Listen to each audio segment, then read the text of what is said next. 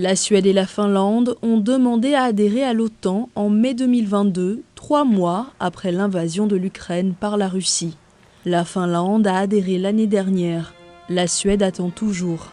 La Hongrie étant le dernier État membre de l'OTAN à devoir ratifier son adhésion, après que la Turquie a donné son accord début janvier.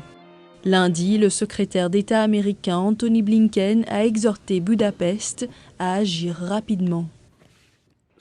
La Suède apporte à l'Alliance d'énormes capacités dans tous les domaines. La Hongrie doit maintenant agir pour achever le processus, c'est-à-dire confirmer l'adhésion de la Suède.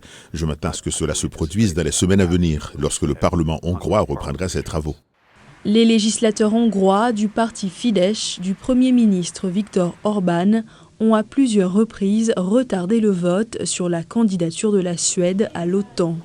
La semaine dernière, M. Orbán a déclaré qu'il soutient désormais l'adhésion de la Suède et que les députés vont voter sur la question lorsqu'ils vont se réunir en février.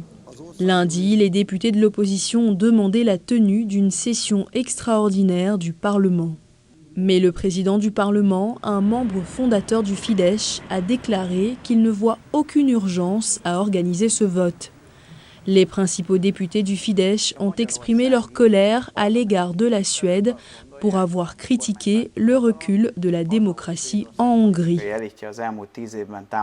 La façon dont l'élite politique suédoise a attaqué la Hongrie au cours des 10 dernières années au sujet de plusieurs mesures nous incite à demander de nouvelles consultations politiques aux Suédois, puisqu'il s'agit pour nous de nous engager dans une alliance militaire commune. Selon l'analyste Zoltán Pogácsa, la Hongrie tente de montrer ses capacités diplomatiques.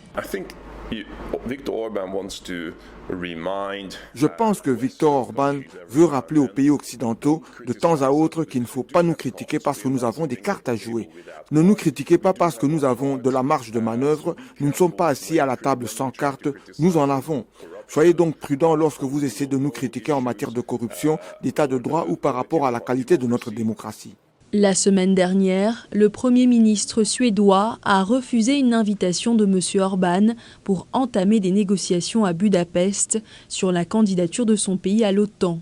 Les deux dirigeants se rencontrent lors d'un sommet de l'Union européenne ce jeudi. Entre-temps, la Russie a déclaré ce mois-ci qu'elle va prendre des mesures de rétorsion si la Suède rejoint l'Alliance.